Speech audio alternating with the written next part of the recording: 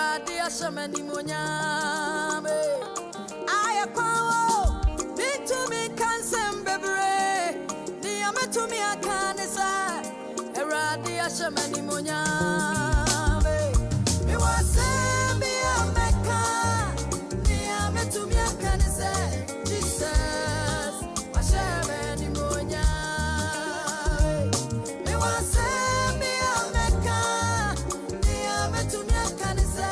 Yes, Ashamani Munyame.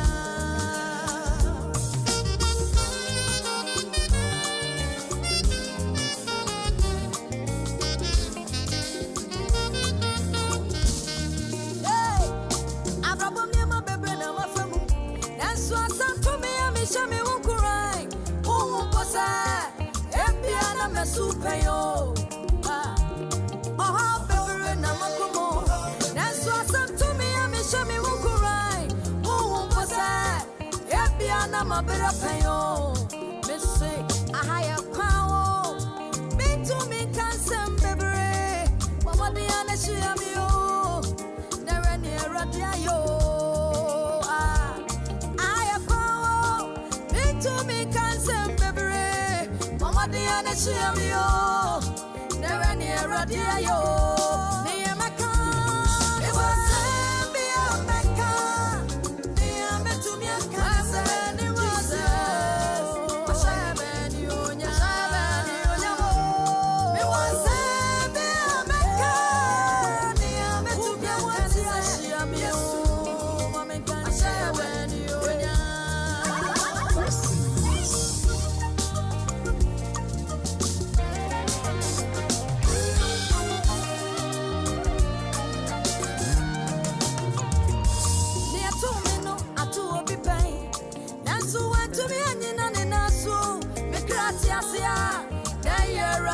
Yo, near 2 minutes, I do be pain.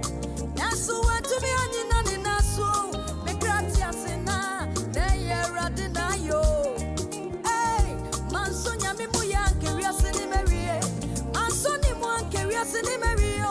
Nansuni Namo, yes, Washamani Monia. Baby, not to Mansonia Mimuya, curiosity Marie. Mansoni one Connie Mario. Yes, Washamani Monya. I acquire been to me cansem bebre. Niame to me a canisa. Eradi Ashamani Monya. I acquire because I make a diabetes. Mama Diana Shiamio. Good afternoon, good evening, good night, wherever you are hearing this lovely, sweet voice of mine from the studios of Upper Room AOG. We are situated in 1074 Franklin Avenue, and this is my encounter at Jericho. We have come to you live, and then we are here today with another great, prominent man of God, a great father to us all. And today I am super excited to be the one to host a great man like this, our own father, a grandfather to us all, and the chairman of the Ghanaian Fellowship Assemblies of God. And as I always tell you, that life in this world is indeed really a great struggle, both for the young and old, and even all those that they think they have the great riches, they also have the troubles of their own. Maybe you might be an Assemblies of God member and you don't know the chairman. Today, I'm giving you the right opportunity.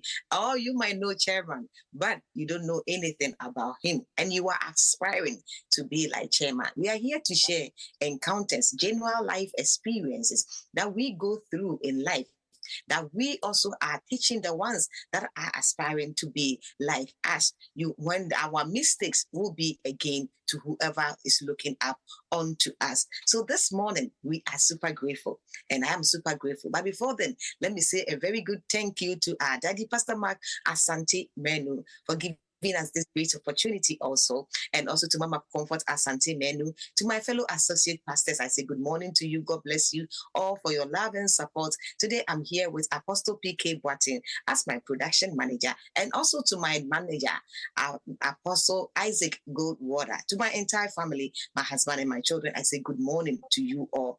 I don't want to waste much time this morning.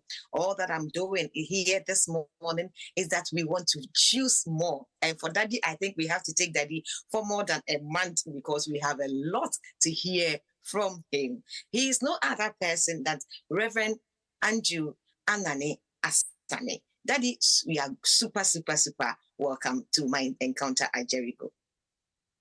Thank you so much. It's my honor and privilege to be with you at this time. Thank you so much also, Daddy. We are so privileged to have you today. Viewers, before Daddy comes here, I want to read a little bit bio about our Daddy so that you get to know him more. The Ghanaian AG Fellowship focuses on evangelism and then also makes church planting a priority. Like many Ghanaians before him, Reverend Andrew ANANE ASANE came to the United States to further his education. He already had obtained a diploma in Biblical Studies from Southern Ghana Bible College, where he later taught for 13 years, and a Bachelor of Theology from Western African Advanced School of Theology, Assemblies of God Institution on his native continent. He also had earned a Master of Divinity from Theological Center of Asia, now TDA College, in Singapore, and a Master's in Missiology from Assemblies of God Graduate School of Theology in Togo. In 2006, Reverend Andrew ANANE ASANE moved to the Chicago area to attend Trinity Evangelical Divinity School.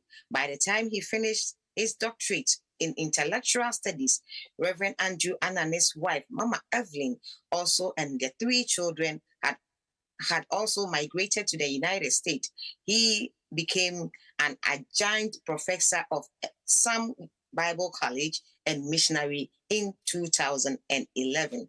2 years later, Reverend Andrew ANANE became president of the recently formed Ghanaian AG Fellowship USA, one of the AG's 24 official ethnic and language minority groups. The Ghanaian Fellowship had grown to 45 congregations that are geographically and numerically diverse, although most are located in large urban areas. The fellowship includes Miracle Thankful Assemblies of God, that is in Silver Springfield, Maryland, and then Divine Fellowship Assemblies of God in the Bronx, New York, Jesus Power Assemblies in Columbus, Ohio, and also Upper Room. You can't be in America without being in Upper Room. We are super. Also Upper Room Assemblies of God, where today we are bringing you this interview, and we are here to interview our father, our own chairman, Reverend ANANE. In 2001, Reverend ANANE ASANE planted Living Spring Church in Madison, Wisconsin. Soon after, he became a full-time missionologist professor at SAM, which is based in El Dorado Hills, California, east of Sacramento. He teaches leadership, missions, and Bible courses at the school, both in the classroom and online. For the age of Daddy, I will keep it to myself and isn't resting. You look at him sitting down here, see so young, forever young. Always, anytime I see him, almost every 4 years, we go to convention and I see him becoming younger and younger. And I was asking Mommy the other day when we went to the convention in Missouri, I said, Mommy, can you give me a little gist? He said, see me in chambers. So I'm going to see Mama Evelyn in chambers so that my husband will also keep going younger as Daddy is still coming younger. So viewers, I don't want to waste too much time of our time. We're going to have more juice because the man is already seated and he's here to give to us genuine life experiences. Daddy, welcome once more again to my encounter at Jericho. Thank you so much. We have read a little bio about you, but I will ask this first question. When we say Reverend Andrew ANANE ASANE, who is Reverend Andrew ANANE ASANE? Thank you so much, Sister Linda. I want to use this opportunity to appreciate you for considering me as a resource person. In a way, I do not know how much I'm going to be able to tell you what is needed to inform anyone that needs something from me to develop. I am a minister of the gospel, and so I always purpose to share what is needed for spiritual development.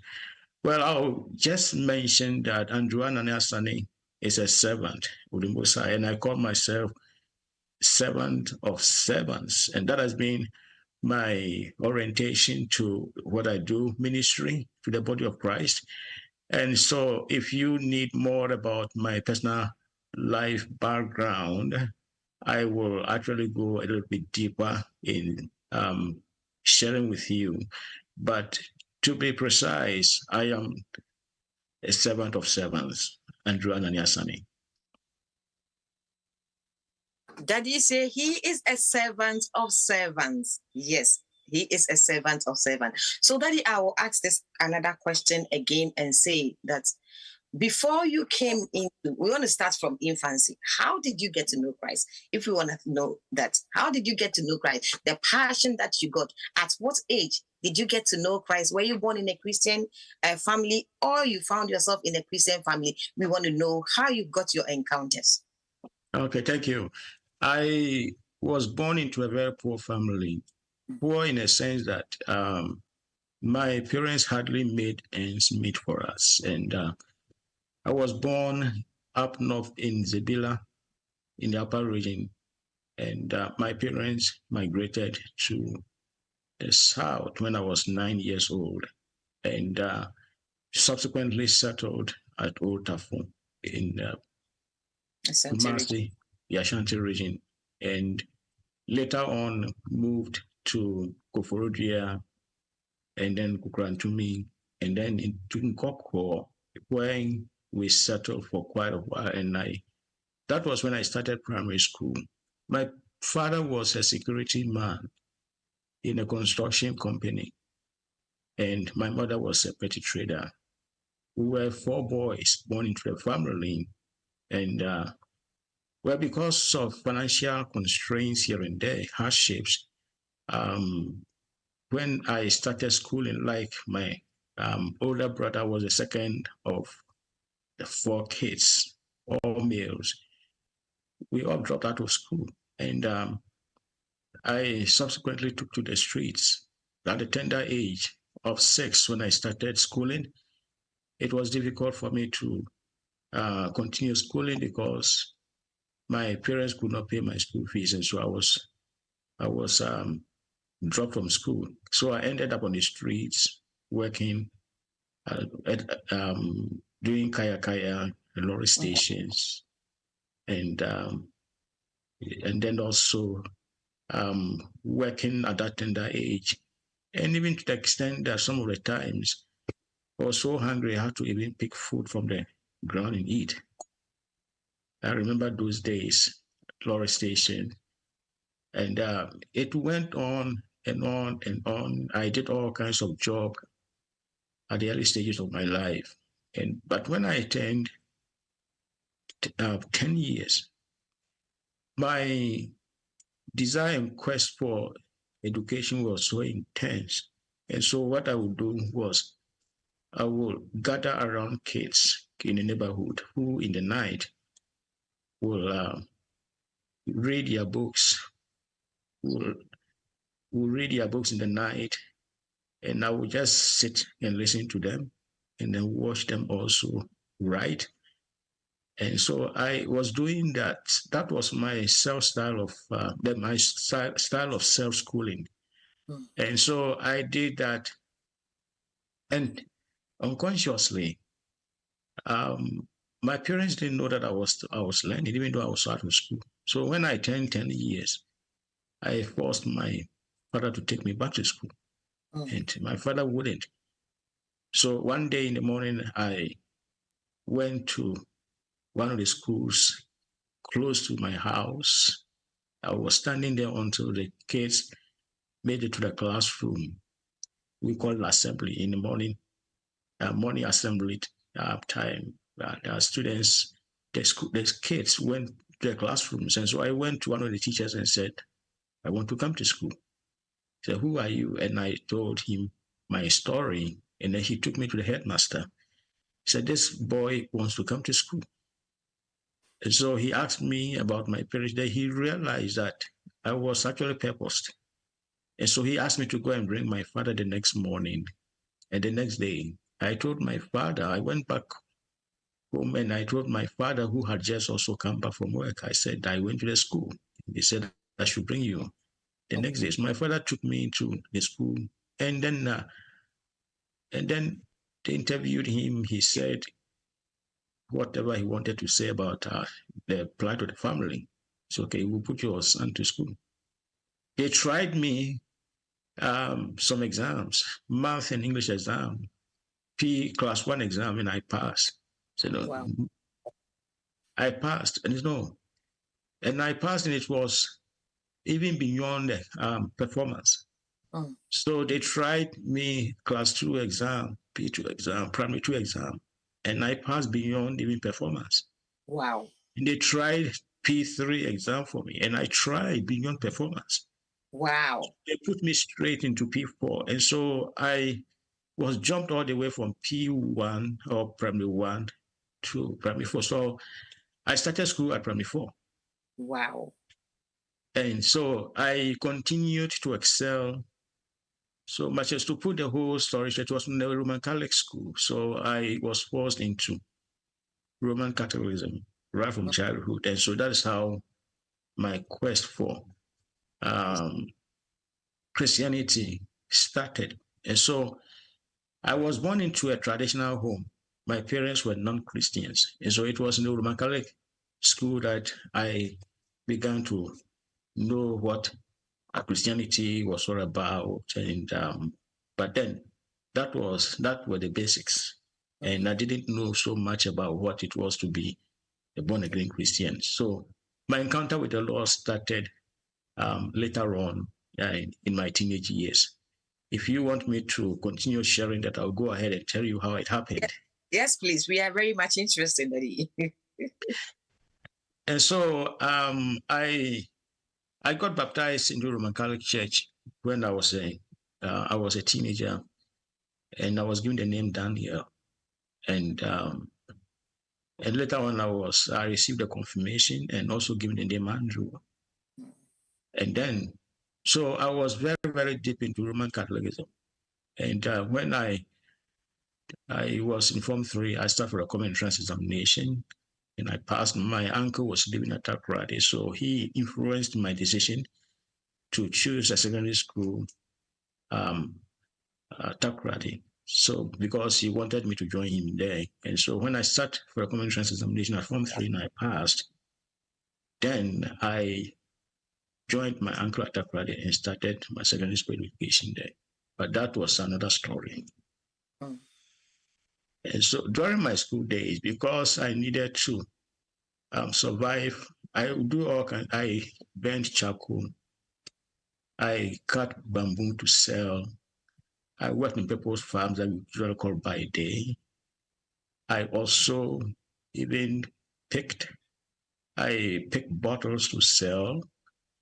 I did all kinds of things to survive, even to the extent that I contributed to helping my younger kids also financially, and in order to be able to stay in school, but they couldn't endure it. So I was the only person who stayed on and then achieved some level of a higher education, at least up to the level that I attained when I was in my late teenage years.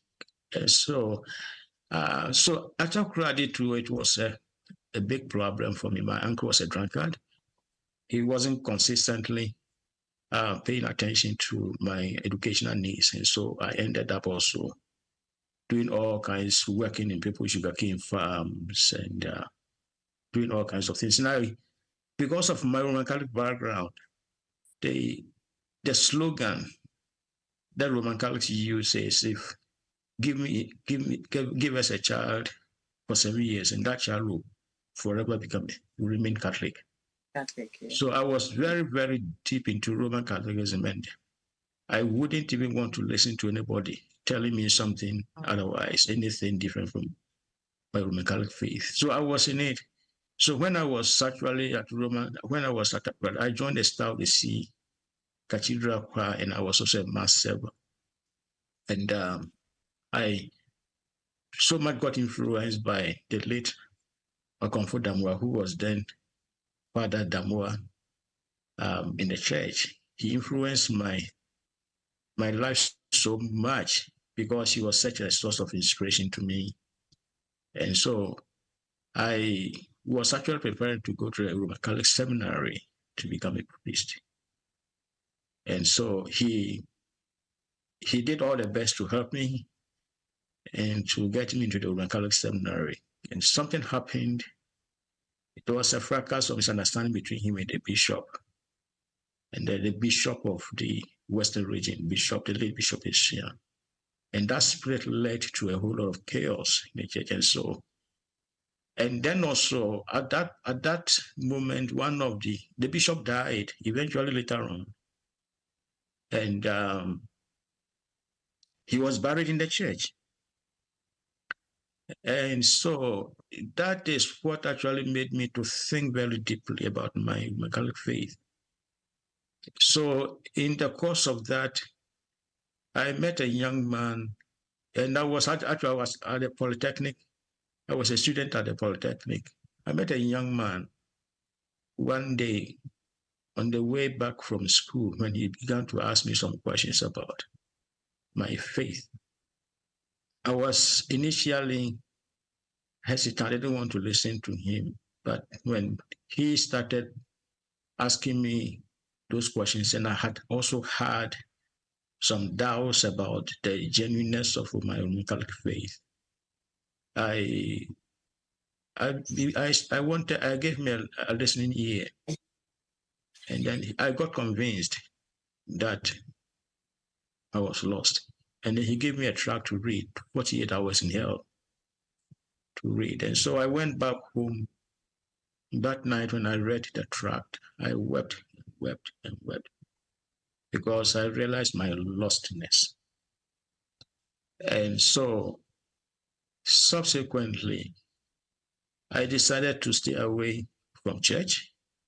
I was confused if the Roman Catholic Church that I trusted and believed so much and practiced for many years as a mass server and also as a chorister had failed me, then which other church was able to lead me or to help me develop my relationship with God? So I stayed for about 8 months, not wanting to go to any church at all because I was disappointed. And so one Sunday, I had this intense desire to go to church. And at that time, I was living with I lived with prominent people in Ghana. And one of them was a bank manager in whose bungalow I lived. And I worked for him as a houseboy. And at the same time also going to school. And so and he knew how religious I was. And the man trusted me so much that he didn't have any doubt about my whatever decision that I made, that it was a good decision. And so when I decided I was not going to church anymore, he was surprised. Why is this man not going? Why are you not going to church? And of course, he wasn't a Christian, but my life influenced him very positively in a sense that he trusted me. And so when I wasn't going to church, he was also confused. So one Sunday, when I got up in the morning and I finished my duties, I told him I wanted to go to church. He said, "What church?" I said, "I don't know. There's a Baptist church somewhere that I've been seeing. Someone has invited me there before, but I didn't want to, but I'm going." So I was walking and I met this young man who had earlier on, several months ago, talked to me about Christ. And he said, "Andrew, where are you going?" I said, "I am going to church." "Which church?" I said, "I'm going to the Baptist church." "Who else?" So, "Okay, that's fine, but I'm going to the Assemblies of God. If you don't mind, why not follow me?" I said, "Okay, I'll follow you." So we went together that Sunday, the Central Assemblies of God Church, Dokrali. the late Apeki was the pastor, and then he preached as if my life story had been given to him to read out to me. I was so convicted, I wept and wept and wept and surrendered my life to Christ. And so that marked the beginning of my real walk with the Lord. And it happened in 1978. Wow. And so my work with the Lord was, it was kind of a transformational journey for me, because it opened my mind to so many things. It gave me a new perspective of life, gave me a new perspective of everything. And so I would say spiritually, my life was revolutionized. Socially, I saw some massive transformation in my life. It gave me also a new focus, knowing very well how my background had been very sluggard, suffering and enduring all the hardships and aiming higher and wanting to be somebody. I had it about 10 in everything that I did, and I saw a new momentum now coming my way and give me hopes for a brighter future. And so I was in the Assemblies of God Church until I completed my polytechnic education. And I aimed at something, but something else happened. So I'll stop here and then wait for your follow-up question, and I'll continue. Okay, so viewers, we are here today and we are listening to our Father, Reverend Andrew ANANE ASANE, the chairman of the Ghanaian AG Assemblies of God Fellowship in the United States. He's been the father, the chairman for this about a decade almost now. And today he's sharing with us the genuine life story. We've got into his polytechnic life and his encounter with Christ. We will go back to Daddy once more again and ask Daddy, after entering in the church, what happened when you came back home? From there, life after encountering Christ, or you in the church, what took place after? So I am a teacher and a preacher, and whenever I interact with people and I see things around, I take lessons out of everything. And so just let me reverse it. What your program is, my encounter at Jericho, right? Yes, please. So I want to dwell upon it, and I want to give some insight there. If I want to apply this, my encounter at Jericho, I can liken it to my own life situation when the children of Israel were delivered from the land of Egypt. It was actually deliverance from the life of slavery, bondage. And they were heading towards the promised land, but there were so many obstacles. One of the obstacles was Jericho. And Jericho was a place that they needed to conquer. It was after they actually crossed the River Jordan. What I want to say is to apply that to my own life and to every Christian's life. There is always an encounter at Jericho. For some reason, God did not allow Jericho to face the way, but he allowed Jericho to be. And Jericho was right in the promised land. Jericho was right in the promised land. And when they crossed the River Jordan, they came and they met Jericho. My life was like that. When I gave my life to the Lord, it didn't actually mean that my challenges in life, the obstacles in life were automatically gone. I faced so many challenges, and the devil is always out there to bring those obstacles and those challenges. But the challenges are there to help us know how to focus on the Lord and then grow spiritually, grow in faith, and be able to make it in life. Because life is how we make it. It's what we make it. And we can only make life meaningful and profitable when we have faith in the Lord. In my own life, I will say that because I didn't have anybody, this man that I'm talking about who took me in as a house, how did it happen? I said earlier on, I left my with my uncle who was a drunkard, and my uncle he abandoned me. And how I even survived my education was something else. And so he would make me weed in his farm. It was one hot afternoon when I was actually weeding in his farm. And of course, there was a narrow path which people used to go to places. And there was this man who had been using the narrow path to go to his place of work. That was the bungalow, which was quite close to some bungalows in the neighborhood. And so one day as I was reading, this man was passing and he asked me, "Are you not schooling?" I said, "I'm schooling." "You see you always reading." He said, "I do that because I have to do this in order to survive. I work in the farm." So I would say my hard work paid me off. And so he said, "I work also as a gardener in a bungalow with another man. It's a very big bungalow. And my colleague is actually going on leave for 1 month. And my manager has asked me, my boss has asked me to get somebody to fill in his place for one month. So if you are willing, I'll talk to my boss. And so you can come and work for 1 month as a gardener." I said, "Why not?" And I said, yes. I was young at the time. And so he went and informed his boss, and his boss said, "Bring him." So I went to work in the bungalow as a gardener for just 1 month while the man was on leave.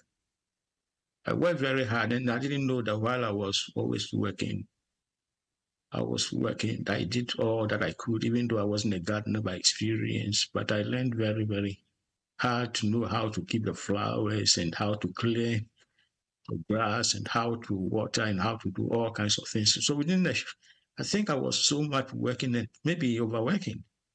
And so this man would always come to the house in the afternoon. I'm talking about the boss, for lunch, and he saw me working. He would come in the evening and see me even overworking, not knowing that he was observing me. So when the other guy came back from leave, and I was supposed to stop working, he told them, "I want this young boy, I want him to come and live with me." Wow. And that is how it started. So I went and lived in his house to work for him as a houseboy.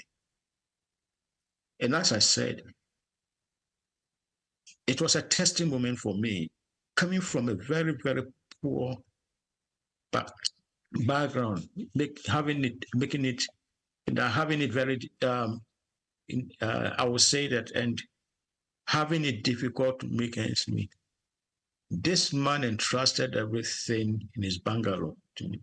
I'm talking about the late Kofi Sribo Asafaje, the bank manager, area bank manager of the Western and Central region of Barclays Bank. So he would go out, he would not lock his door, his bedroom, the wardrobe, which we call wardrobe, everything, all the kente clothes, even his jewelry, everything was open for me. His store, everything, he didn't hide anything from me. And it never even occurred to me that it was a test, because I was not used to even these kinds of things to even touch. And for the time that I lived with him, I don't remember him asking me about a missing item in the house. Wow. And so and that is how it happened. And so when I became a Christian, it rather helped me to focus on that. And I remember my father telling me, "Don't ever beg and don't take anything that belongs to you from anybody. That is the kind of virtue my father inculcated in me, even before I became a sound Christian. And so I grew up from a family where I learned how to work hard and to make ends meet, how to succeed, to work hard to get everything that I needed. So when I became a Christian, as I said, it was kind of a turning point in my life to focus on God and more and to trust Him and to succeed in life. And so I went back home after the church, very, very refreshed, very, very renewed, and very, very joyful, because something had happened to me that was actually launched me into a brighter future. And so my story began from right there when I even completed a polytechnic education and I was working in an insurance company. I could not contain my zeal and my desire to go into ministry. I started evangelizing and talking to people on the streets to the extent that one day my manager called and warned me, if that is what we think we want to do, then it's better quit the job. Because in the afternoons, I will go out there with my trucks to distribute to people and to evangelize, and maybe come back later a little bit, and he will be very angry with me. So my father, Reverend George Apeki, was somebody who contributed very greatly to developing me. And I want to say this to encourage us young men and young women who are actually sitting under pastors. This man, today I still have his picture, small picture that I carry with him. I carry with me. He impacted my life very positively, and I humbled myself to listen to him as a father and a man from God. And God used him to prepare me and to equip me spiritually. Whenever I was in trouble and I needed anything, I'll go to him and he open up and encourage me. So it is not only just the Bible that I read, but I had a spiritual father that I trusted, who guided me and who shielded me, encouraged me, and put something in me to develop me spiritually. So in 1981, very introverted and I would say shy looking. Hardly will you even hear me say anything to anybody. I was enrolled in the choir to sing, and I was also learning how to teach a Sunday school. And so I was very diligent in the little I could do in a church.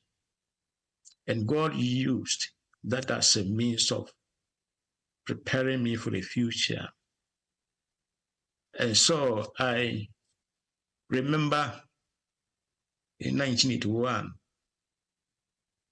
it was at the morning broadcast. We used to have the morning devotion, and after the morning devotion, especially on Saturdays, we'll go out and do what we call the morning broadcast. And so one Saturday morning, before I went to the morning devotion, I had a dream. And the dream was that I was actually with some people that I did not remember. We were actually at a market square or an open park, when all of a sudden the group of people put a table there, and they all looked at me and pointed at me and said, "Climb the table." And I said, "For what?" And then they helped me climb the table, stand on top of the table. And one of them gave me a Bible and said, "Preach." When I grabbed the Bible from him and I lifted my eyes, I saw many, many, many people running from different directions and coming to the market square. And I had never preached before. So as soon as I opened my mouth and I said I was going to say something, then I woke up from my sleep. That morning, I didn't understand what it meant. So I went to the morning devotion. And then that was the first time also the leader of the morning broadcast that would ask me, "Today you are going to preach." Mm. And that was my first time. So I went back and started reflecting upon this very deeply. And so when I went to the choir practice in the evening, I went earlier and I went to meet my pastor. I said, this is what I saw. My pastor looked into my eyes and said, the Lord is calling you into ministry. Mm. And what he said to me was, but humble yourself. And that's all that he told me. The Lord is calling you into ministry, but humble yourself. Mm. That has stuck with me. It is my guiding principle. What my father said to me, that simple message that he gave me, is what has been the foundation of my life. Mm. But humble yourself. It is the key to where I am today after 44 years. Now, how many? I went to, yes, after 43 years or so when he said this to me. And I went to the Bible college eventually after 2 years. He took me right to the Bible college and handed me over to the principal. I said, this is my son, and I'm bringing him to introduce him to you, and I want you to train him for ministry. That was after a graduation ceremony that year, 1982.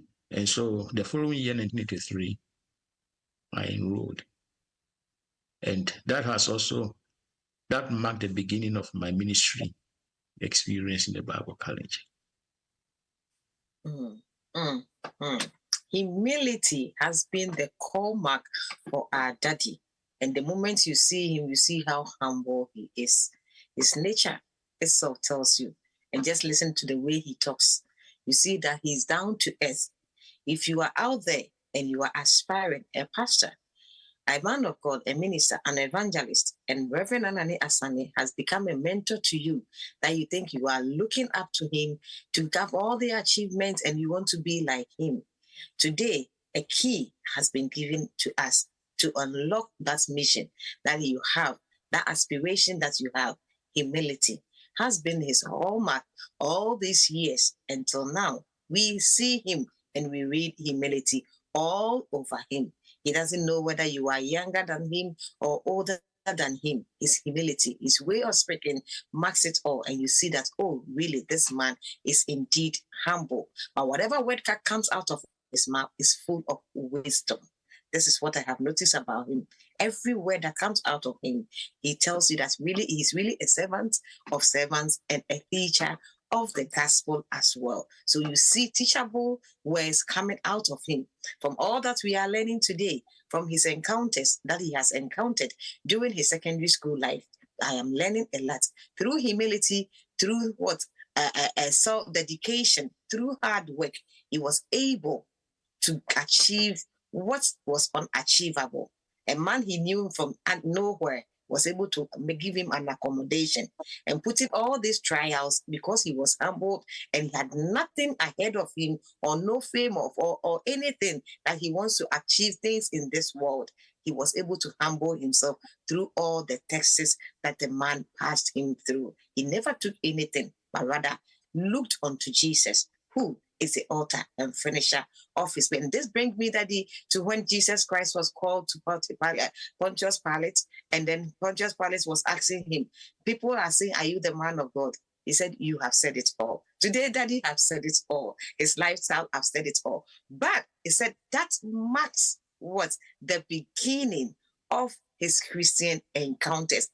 Meaning that there are so many encounters for us.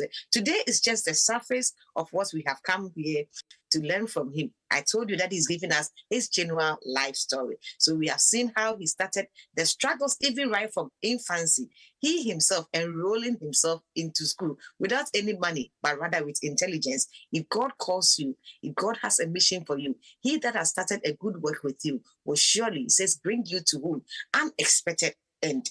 Yours is to just follow him. So he said, come, follow me and I will make you. Jesus Christ is still in the making business. Adonai is still in the making business.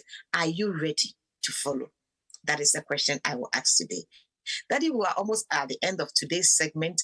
I would like you to give a word apart from your humility to the youth that are listening to us about your encounters that you passed through into your tertiary education before you graduated, even now enrolling. Next week, we'll enter into your Christian education. So what will be your last word for these ones that you have shared to us, to anyone that is listening, to any pastor, to any youth that is listening to you today, who is going through struggles, ups and downs in life? What is a hallmark we want to leave to us this morning?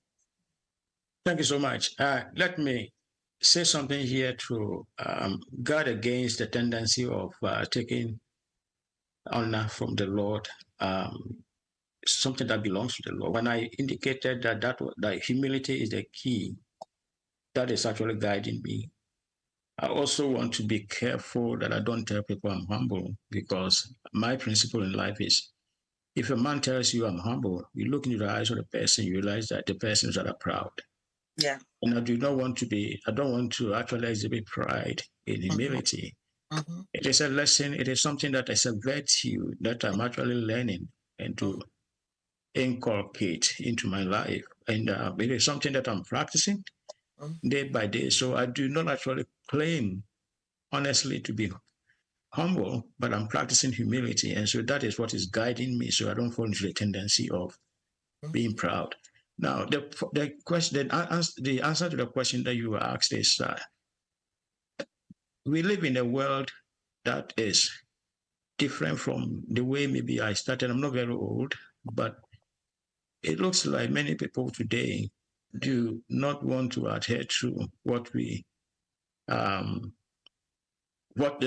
virtue that are patience, humility, and all that. And I read from the Bible and take clues from the Bible. And one of the things that I actually add to humility is patience and self-control. And so they go together. And of course, the biblical characters like Joseph, for instance, we see the virtues in him. Now, we live in a world that is so much characterized by things that our young people are craving for. They want to get things very quick. They see somebody out there and they want to be like the person immediately. And they are always, and of course, they're running after many, many things to help them get to where they are going, forgetting the fact that it takes hard work with perseverance and patience. People don't even want to hear about suffering anymore. And so I am even prone to think that if I talk about the hardships that I've gone through, many people will not understand. Don't think it is your time, but now we are living in a more sophisticated, scientific, advanced where we have many opportunities and many things, and you don't even want to. I do not hesitate to talk about them. And I'm not ashamed even to tell people about my humble beginnings. The Apostle Paul says something in 2 Corinthians, when we read from verse 1 going, chapter 1, I think precisely verse 2 going, blessed be the God and Father of our Lord Jesus Christ, who has comforted us in our troubles, so that we can comfort others with the comfort that we have received in our troubles. I am thankful to the Lord that the things, the hardships, the troubles, the difficulties, sometimes I will weep and even ask myself, why have I been born into this world? And I remember one day when I picked a donut from the ground to eat. I asked myself, why? And it seemed like I should curse the day I was born. Why am I poor? Why am I from a poor family? Why am I struggling? Why am I suffering? At one time, I nearly got killed for ritual purposes because someone hired me to go and work in his farm for him, not knowing that the person who hired me to go and work in his farm had previously negotiated with some elders in the village to kill me for ritual purposes. And so the next day when I was actually following him to the farm, something had been already planned. I was working in the farm just to make ends meet, we call by day. And then when it was time for me to that's out, he told me he was going to another farm of his. He never came back, not knowing that that was a plan. And I didn't know. So when I finished working and I was coming out, walking through the village, a young man ran to me and said, brother.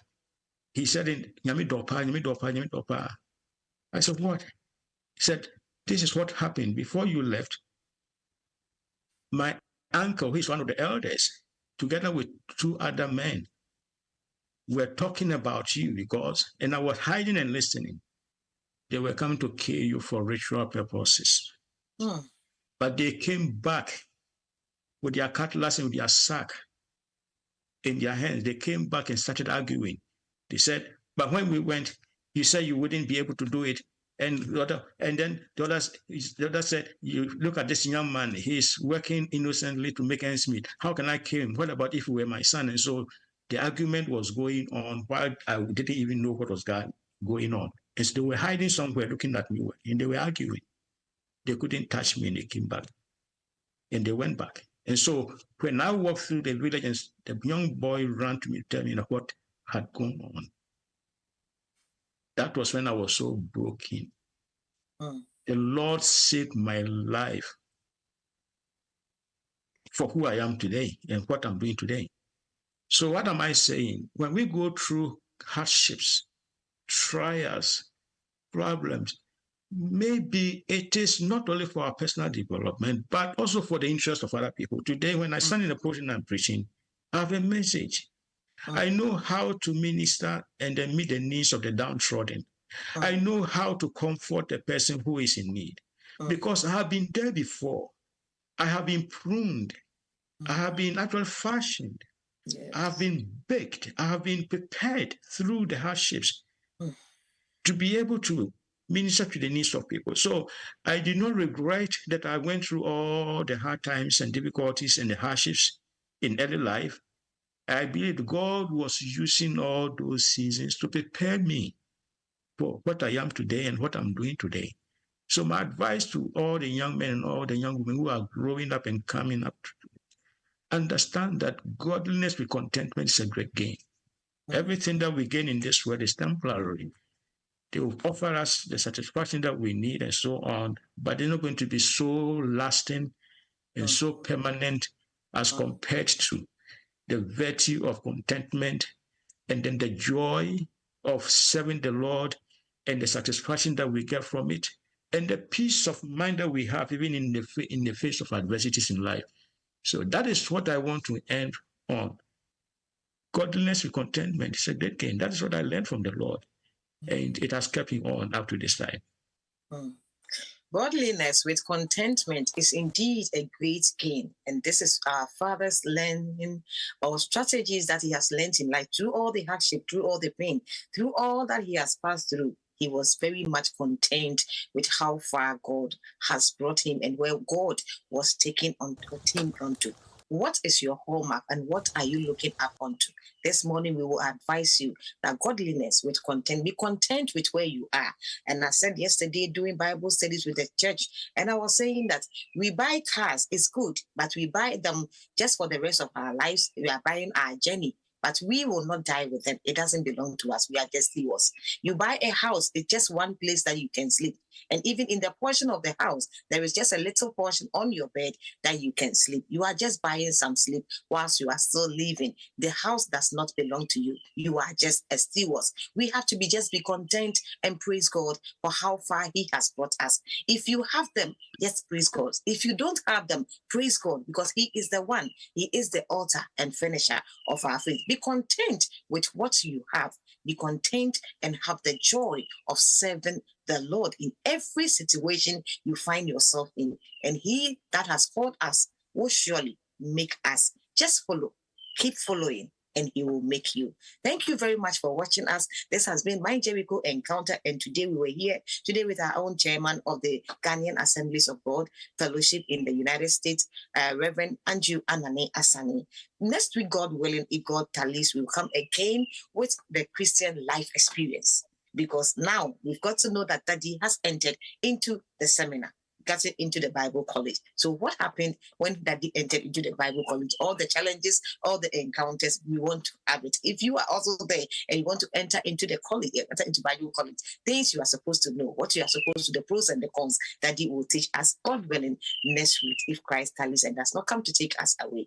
It has been a joy having you, Daddy. We are so grateful that you honored our invitation today. So viewers, this is where we draw our curtains. God bless you, and keep sharing. And by sharing, as I say, automatically you become an evangelist, because you are doing the great work God has given unto us, that we should go out there to preach the gospel. This is also part of propagation of the gospel of Christ, telling and saving life. And then also, if one person is out there being downcasted and has no one, if you lose your mom, you lose your dad, you lose everybody around you, know that you still have Jesus. He will so make you. God bless you for watching. Stay tuned to all our programs online, and God will surely bless you and make you for himself. Bye-bye.